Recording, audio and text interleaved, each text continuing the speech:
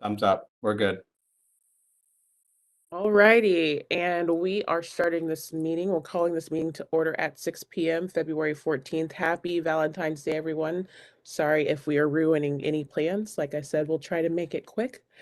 First, I want to take a minute and welcome Rick, Town Manager Rick Ledwith, to our meeting officially. Thank you, Madam Chair. And also our new library director, Laura Ermshire, correct? Thank you. Thank you both for being here. So excited to work with you both.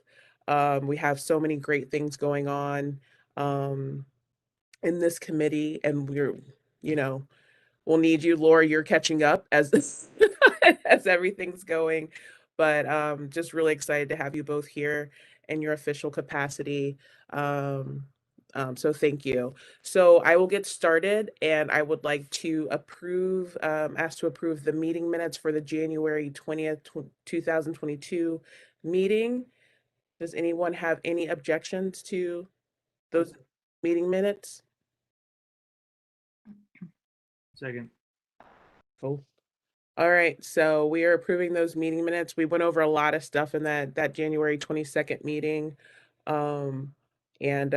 Like I said, we're well on our way into a lot of things, and I'm so happy that the COVID numbers have gone down so that we can continue our projects and the library can continue flourishing and get people back in there again, and get those programs started. I saw in the updates that we were going to start some in-person programs, which is really exciting. And I heard our virtual programs are going really, really well. So, all right, the big ticket in business. In 2A business items, our new Elmwood Community Center Advisory Committee.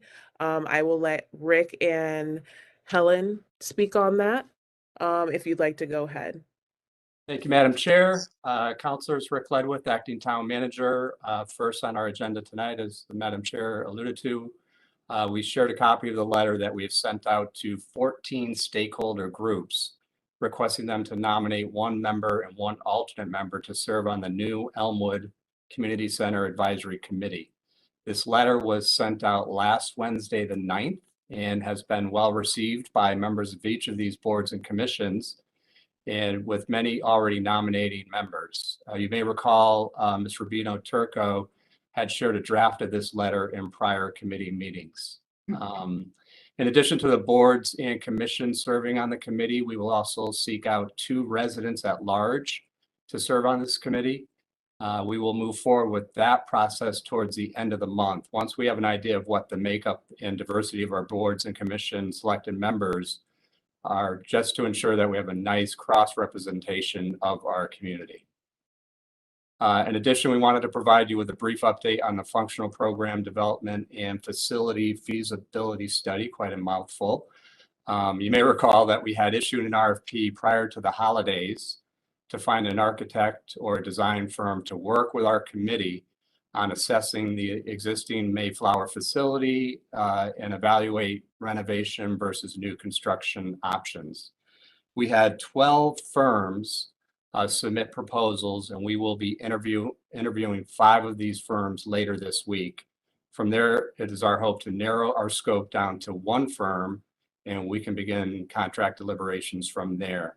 So assuming everything goes on schedule, which we're hopeful it will, we could envision a meeting with the committee as a whole, as well as the selected architectural firm at some point in March, hopefully. Helen, anything you'd want to add to that? No, this is Helen Rubino Turco, Director of Leisure Services and Social Services.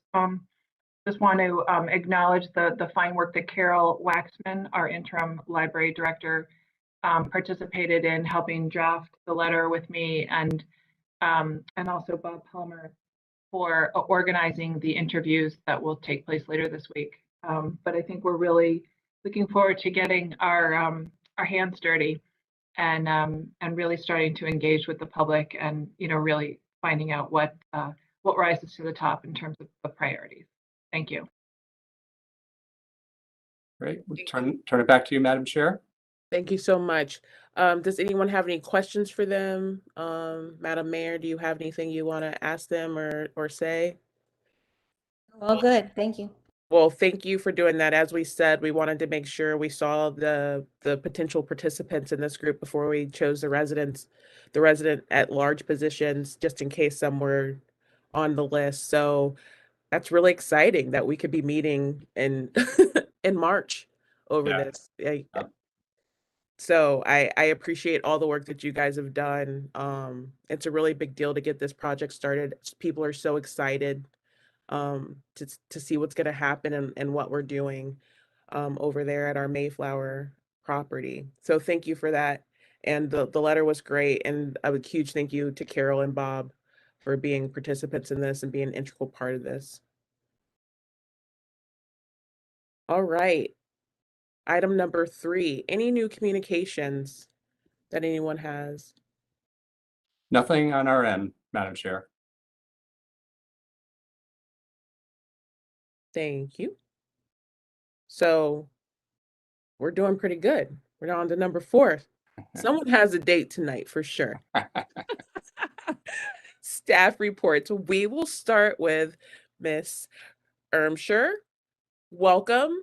I read your report. It looks great, but please go ahead so we can, we want to hear from you and see what you're up to and how you're liking West Hartford and everything that's going on. Thank you, Madam Chair. Good evening, everyone. My name is Laura Ermshire. I'm the Director of Library Services for the West Hartford Public Library. I'm really happy to be here representing the library, and I look forward to working with the committee more. I've been here 3 weeks, and I have to tell you, I'm blown away by the dedication and talent of the staff here. I can really tell how much they care about West Hartford, and I'm so excited to join their team.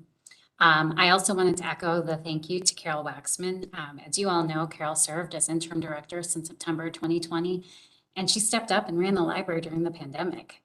I'm so impressed with the way she not only kept the library moving, but she was really championing innovative services and trying to respond to community needs. And I'm really lucky to take the reins from someone like her.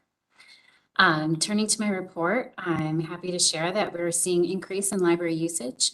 When we compare our physical circulation to this time last year, our checkouts are up 56%. We're also starting to see more people using the library spaces. Several staff have noted on recent busy days that the volume of people coming in is starting to reach pre-pandemic levels in some cases. And we're seeing it in our data too. Our attendance was up 11% just from December. Turning to some program highlights, I'd like to just tell you about a few of the things going on. Last week, we hosted a virtual program called Justice for Ethel Rosenberg. The program was delivered by retired attorney Robert Meeropol, the younger son of Julius and Ethel Rosenberg. Meeropol made the case for exonerating his mother, who was executed in 1953 for spying for the Soviet Union. After the presentation, Meeropol took questions from the audience for nearly an hour. They really kept him busy. We had 120 attendees, and this was the highest attended standalone event that the library's seen in several years. And the presentation was recorded, and it's available on YouTube now in case anyone missed it. We've also started planning for the return of some of our in-person programs. Our children's librarians are really excited to get on with this, and they've been planning activities that we're going to start in March. Some of these include the Lego Club for students in grades K through 4. And for adults, we're also looking to once again host our in-person ESOL classes for participants to practice English. And we'll be planning more in-person programs for later this spring, and we'll be telling you more about those later. I'd also like to invite you to mark your calendars for a great upcoming program. And we're looking forward to the return of West Hartford Reads this spring. West Hartford Reads is a town-wide initiative encouraging everyone to read the works of one notable author. And I'm happy to report that after being rescheduled twice during the pandemic, we'll finally welcome acclaimed author Gish Jen to West Hartford Town Hall on Wednesday, April 6th at 7 p.m. Registration's now open, and it's first come, first seated, and you can find more details on our website and register there too. Leading up to the event, the library will be hosting a series of Gish Jen book discussions in March. We have virtual discussions planned on 4 of her books, and they'll be led by West Hartford community members. The Mayor's Youth Council has been meeting to discuss their action projects. In January, 3 members met with Dr. Tracy Wilson to assist with the Witness Stones project. They'll be helping by giving feedback on a field trip video being produced by the Noah Webster House and West Hartford Historical Society entitled Lamentation of an Old Female Slave. They're also working on petitioning town council to rename New Street in honor of an enslaved person from West Hartford. And they're helping with a QR code project using audio files to tell the stories of slaves depicted on a mural outside the Noah Webster Library. The Youth Council also created a new town email address for correspondence and publicity and a new Instagram account at WHCi West Hartford, which will be maintained by the social media subcommittee. Smart lockers at Bishop's Corner branch continue to be successful. We had 133 locker pickups in January, and of these, 44% happened when the library was closed. The smart lockers were installed in October and funded through the West Hartford Public Library Foundation's Thomas F. Kilfoyle bequest. We've had great feedback about the usefulness of the lockers. Some parents of young children have found it's easier to pick up their books quickly in the lockers instead of bringing everybody into the building. And then due to the rise in COVID cases this winter, some people were uncomfortable coming inside to the buildings, and they appreciated the option of being able to get their materials quickly outside. And we even had some people call to have their holds moved from inside the library to outside because either they or a family member had COVID and they wanted to make sure everyone remains safe. And in general, people appreciate the ability to pick up materials when it's convenient to them and not worry about when the library is open. Studio 20 South, which is formerly referred to as the Tech Lab, offers opportunities for patrons to use a variety of equipment and software to learn, design, and create. Some examples include podcasting equipment, a Cricut fabrication device, a 3D printer, and a station for digitizing analog content. The studio will be open for about 20 hours a week with options for morning, afternoon, evening, and weekend appointments. Studio 20 South is staffed by technicians to help instruct patrons on the various equipment available. The studio equipment was funded by West Hartford Library Foundation Thomas F. Kilfoyle bequest. Our soft launch just actually started about this week, and we're looking forward to promoting a full launch later this spring. Turning to community outreach, the library continues to partner with Golden Door, a Center for Immigrants. Elizabeth Hanlon, Golden Door's Director of Education, is leading the discussions for the club Building Connections, a book club for immigrants.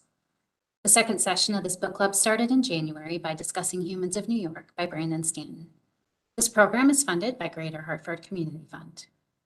The Fern Street Backpack Program continues with families of middle and high school students coming to the Paxton Branch Library to pick up food bags during the school year. There are 12 families registered for this program to date, and we're looking into possible expansion. And finally, I wanted to mention a few new resources that are available to patrons. This month, we made 2 new digital resources available called ArtistWorks and Skillshare. ArtistWorks provides access to self-paced online music lessons. The lessons are taught by established musicians, and the library of content includes lessons for a wide variety of instruments and skill levels. Patrons can access ArtistWorks through the Libby app or on the West Hartford Public Library website. And the other resource is Skillshare. It's an online learning community that features thousands of classes for the creative and the curious.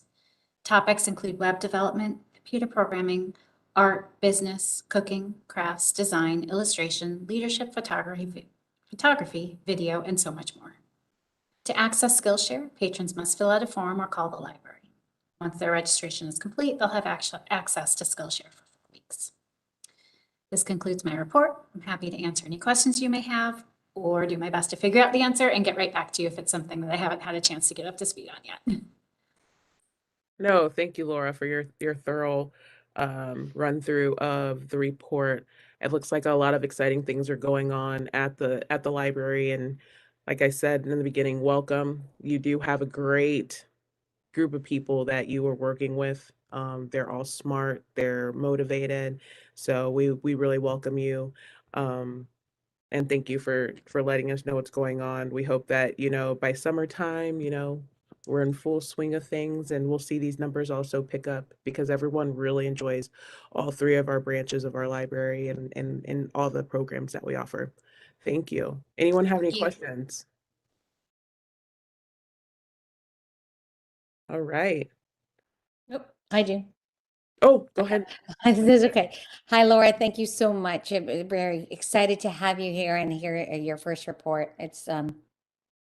We're it's wonderful. I have a question on the Fern Street Food Pantry. I wasn't going to ask in this committee, but it kind of makes sense. So I went to the food waste program at Bugby School, where they were recycling, and that is going to Covanta for no, to I'm sorry, not to Covanta. It's going to Blue Earth. no, it's not going to Blue Earth. It's going to for bio waste. Oh my gosh, I'm drawing a blank. Anyway, but it's not Blue Earth. It's so I when I was there, I was talking to the custodial staff and the principal, and they said by the end of the day, there's 90 apples at the end, and on this table, they have a share table. And the way the federal food program, the bagged lunch federal food program has been designed is each student has to get a milk, of a fruit, a vegetable, blah, blah, and they're not picking, they're getting the bag. I understand there's a transition going to happen and they're going to have trays and start to pick their food soon. But right now there's an enormous amount of waste going into, and much of it is edible. And I didn't know if there was a way to put, when I talked to Catherine Bruns, and we're watching it, it's really hard to watch, and the kids are really struggling with it as well. So is there a way to, and that's just one elementary school, and they said there's 300 pounds of food waste at the end of the day, which is, or 200 to 300 pounds. I mean, it's amazing. At the end of the week, I'm sorry, which actually is light, they said, but, and that there's probably a lot more. But the bottom line is there's a lot of good food that's left. And is there a way that can be repurposed to go into to go back and try to coordinate that? It's not, this is new to you, and I'm not expecting any answers. Probably through staff, through Helen, to coordinate with Catherine to figure out, how we can maybe at least bend that waste and use that food. So, this is Helen Rubino Turco. Thank you, Mayor Cantor, for bringing that to our attention. We communicate, our food pantry communicates with the Fern Street Ministry on a regular basis. And as you know, we are not set up to do perishable foods at this time, although that's something that we would like to do in the future, perhaps when we have a new community center. But we can certainly reach out to them and connect those dots. So thank you for bringing that to our attention. Thank you so much. Thank you, Ms. Rubino Turco, which perfectly segues into the Human Services and Committee report. Thank you, Madam Chair. Helen Rubino Turco, Director of Leisure Services and Social Services. I'll start first with some really exciting news. We created quite a buzz on February 1st. That was the day that we unveiled or began taking registrations for spring, summer, and summer camp programs. This is the second year in a row that we have opened on a specific day. And we chose noon so that there would be staff to answer questions in case something went wrong instead of doing it at midnight. In the first 31 minutes, we had 3,200 registrations. We collected over $500,000 in revenue in program registrations. In that single day on February 1st, we collected over $655,000. What this shows us is there is tremendous interest and excitement about returning to camp and to programs in person. Westmore Park, of that 655,000, Westmore Park made up more than 35%. They're already quite maxed out in terms of the numbers that they can take, but they're as in any situation like this, we do add programs on a regular basis when we can. Sometimes the facility doesn't have capacity to take more or doesn't have staff to take more. But we do try very hard to add capacity or to add programs where there is capacity. Also, it's important to note that because our program guide was online for a couple of weeks before this is our new guide. I'm just holding it up. It was online as a flippable document for several weeks. People had a chance to really look at it and make their decisions and be ready on February 1st. So that was exciting. But we can also add programs to that guide on a regular basis because it's online. So we will be promoting when we add programs. Typically we use Facebook and WHCi.com to do that promotion. So moving on, we also have a new camp page on our website. So when you go to West Hartford Leisure Services well, there's a camp page, but then there's icons for each, or photographs of each of our camps. And you can really, I think I might have mentioned this the last time, but it really tells the story of what happens at that camp and what that camp's like. So it really is helpful for parents to see that in order to pick what camp they're interested in. So I'm very happy that staff worked with IT to get that done. We are planning something very similar for our parks. So we're hoping to have that up and ready by April, which is in time for Earth Day and Arbor Day. Design is underway for our Eisenhower pool bathhouse. We've been visiting some sites, but also working with the architect to try and manage expectations, because their first pass through, was too grand. So we're just trying to stay within our budget there and maybe just have the basics. But we are pretty excited about hopefully having some design ready by that's, really something that we can review sometime in March, so that we can stay on our target to put this out to bid for a contractor in April, late April and May, and have someone in place by June 1st. We also have numerous capital projects underway. Many of them I've already discussed at our last meeting. There's nothing really new to report there, other than we do have some additional projects that came on board that were part of the ARPA request that was approved at the town council meeting at the end of January. And in social services, we do have a relocation that has been dragging on. It's at 415 Prospect Avenue. I'm happy to report that nearly everyone has been relocated. We still have 3 or 4 lingering, but we are in discussions with the landlord and the property manager about re-accepting them back in to the site, or if not, then relocating them someplace else. It has been a long process. This is an event that happened in August. So it is very unusual for the town to have had such a case, but we are looking also to get that resolved. And I hope to have a better report for you, either through this committee or through Finance and Administration in early March. In the same vein, the West Hartford the Fair Rent Commission, does had 1 hearing scheduled last month and has a second hearing scheduled this month. It's really unusual. We haven't had a Fair Rent Commission hearing for years and years.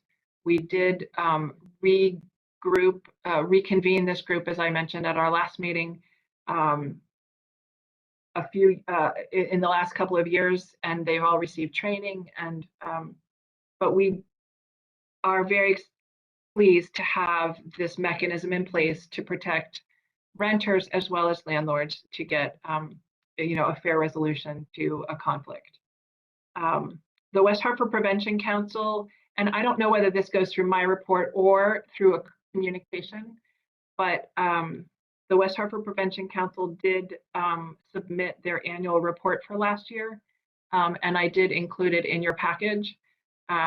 So this is something that will be received at your next town council meeting. I believe you do prefer that all boards and commissions do submit an annual report from time to time. And so this is their annual report, and it mostly covers the very interesting work that they conducted through a wellness assessment. It wasn't a needs assessment, it was a wellness assessment. And the focus there was not just on substance abuse and prevention programs, but also mental health and wellness. And so we're really excited to be working with this group of professionals to help us identify not just the gaps in service, but also potential solutions. And this commission also oversees an important grant that we receive annually from the North Central Regional Mental Health Board, which is called Amplify. And last year their focus was on vaping, and this year it's also on vaping and on vaping and mental health. So we're very excited to be able to use those grant funds to really help our community with important programming.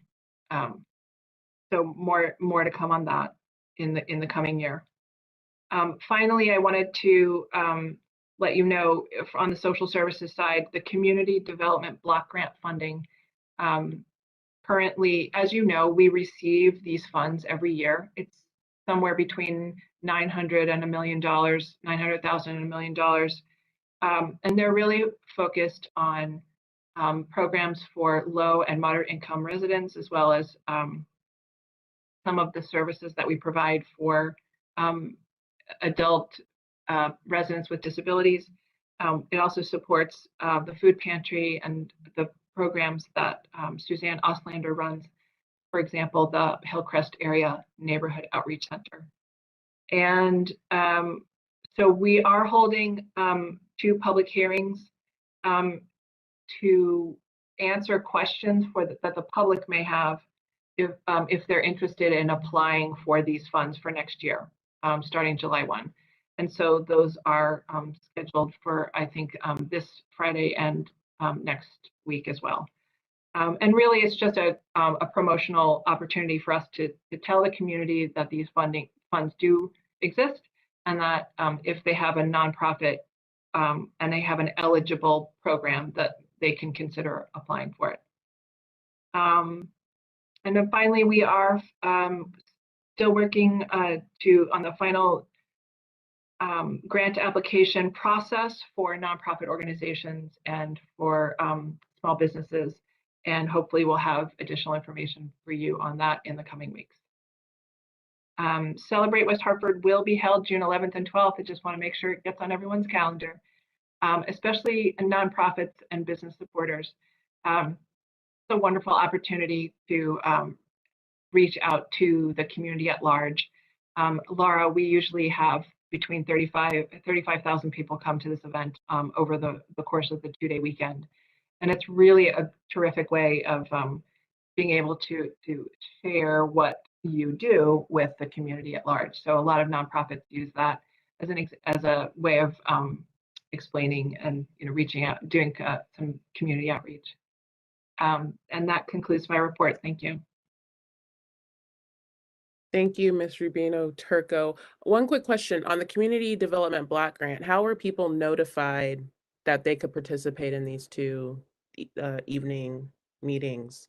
Sure. So we did place an advertisement in the Hartford Current, and we also placed it on the town's website.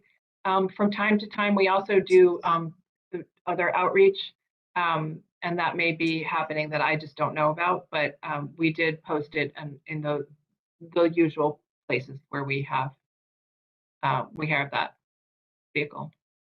Awesome. Thank you. There was one more question, but I have to go flip through and figure out. Does anyone else have any questions for absolutely Mr. Cortez? Thank you, Madam Chair. And through you, Madam Chair, Mrs. Rubino Turco, I have one question, and just in regards to the St. Bridget Property. We've been using the property right now, outside, and I know there's a lot of work going on inside to figure out how we're going to move forward.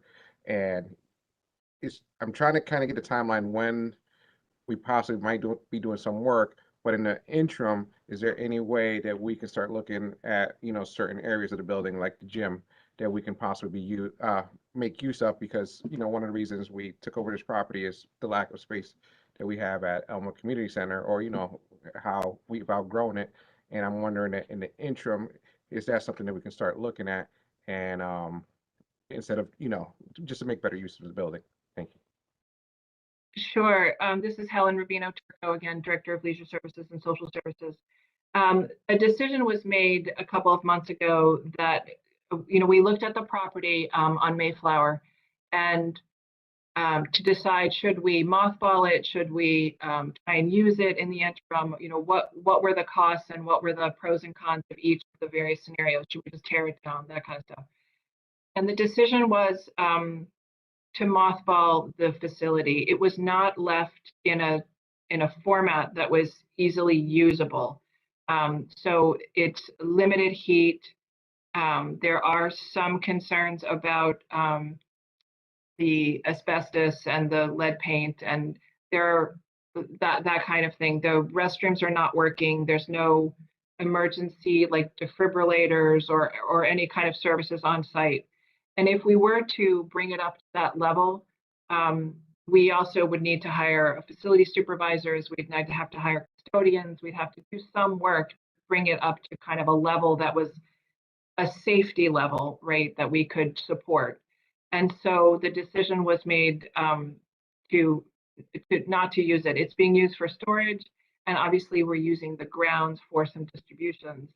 And I believe that police and fire also may have used it for some training programs, but it is not something that we, and really Bob Palmer from Plant and Facilities is the one that would be answering this question if, it was asked in a different format, but it's really under his purview in terms of the condition of the building and was it usable, and it was determined that it wasn't. It's unfortunate because we had hoped that maybe that we would have use. So I apologize that there was an expectation that we would at least look at that, and we certainly did, but it was not deemed to be a safe enough situation. No, your answer was great. Because there's some things you don't, I'm thinking staffing, but when we start talking about AED and things of that nature, plumbing is important. Those are things that is easily overlooked. So I appreciate your answer. Thank you. Thank you, Mr. Cortez. Mr. Sweeney? Thank you. Thank you, Madam Chair. Helen, thank you so much for that report on the summer camps. I was one of the many people in town who did not get to the computer quick enough to do all of the needed time.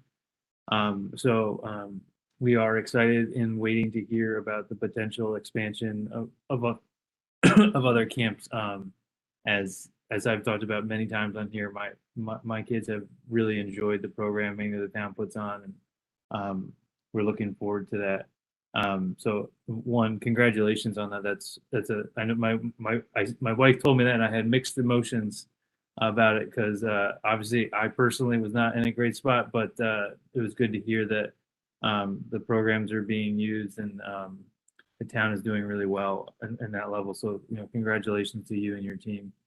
And Laura, welcome. I didn't get to say hello earlier, but we're really excited about you joining the team. And again, it was great to hear the reports today. It's really good to hear the programming that we have going on in town and that people are using it and getting back out. Very excited about that. Laura, I just have one quick question for you. I believe Rick covered this in his in his release in regards to the mask program. You guys are going to follow the same protocol as the school. Is that correct in regards to utilization inside the library? Yeah, Laura Armstrong, Library Director. right now we're following the same as the schools through the end of the month. We require masks inside all library buildings. Thank you. Thank you very much. Madam Mayor, did you have a question? Yeah, thank you. This is Mayor Sherry Cantor. I just wanted to mention, and it's kind of peripheral again, but I wanted to mention the community health survey that the health department district sent out. And it is something I think that is so closely related to both social and recreational services. And obviously, mental health are so interrelated, and this is something that is really important. So the survey includes questions on basic demographics information, mental health, physical health, and behaviors affecting health. And more than ever, I think this assessment will allow us maybe to do some programming that is more targeted to our community, and I think it's a wonderful tool. So really excited to see the results. Thank you. Awesome. Thank you for that information, Ms. Ermshire.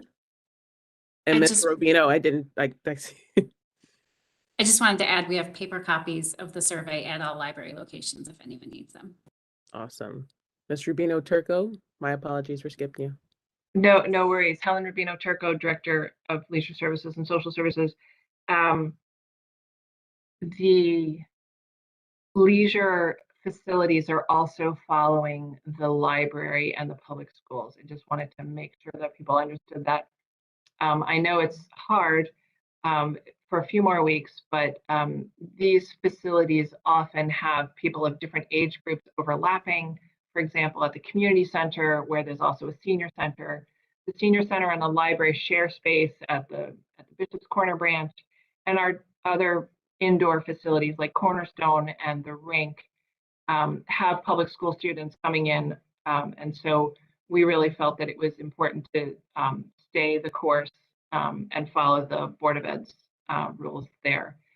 And in terms of the wellness assessment or the questionnaire that the West Hartford Bloomfield Health District has, what's really interesting, and I wanted to highlight for you, is that we also worked with 2 Masters of Public Health students on the wellness assessment that the West Hartford Prevention Council did. And so we worked with the Bloomfield Health District in overseeing their internship to work on that important project. So we're very pleased with our partnership with the Bloomfield Health District across the board. Thank you. Thank you. Thank you for that information. It's nice to know that, we're still taking care of each other in West Hartford, and we're trying to move on, as far as COVID procedures and listening to the science. So I appreciate everything you guys are doing to keep everyone safe, and we'll just keep, following whatever we need to under the guidance of our mayor and our town manager, and appreciate your hard work that all of you have been doing for our town, for sure. I didn't have any other questions. They were answered when other people asked them. So does anyone have any future agenda items they would like to discuss at our next committee meeting? Nothing as of now? All right, awesome. So it is 6:38 p.m. That was a great meeting. Happy Valentine's Day. I'd like to call this meeting to a close if we can, if nobody has any other questions. It looks like Mr. Cortez is dressed up for a date over there. So I'd like everyone to be able to go home. It looks like Miss Ermshire is still in her office. So I'd like her to be able to go home also and enjoy this lovely evening. If there's no other questions or comments, I'd like to adjourn the meeting. Happy Valentine's, everyone. Happy Bye. Valentine's Day. Have a Thank you. great night, everyone. Good night.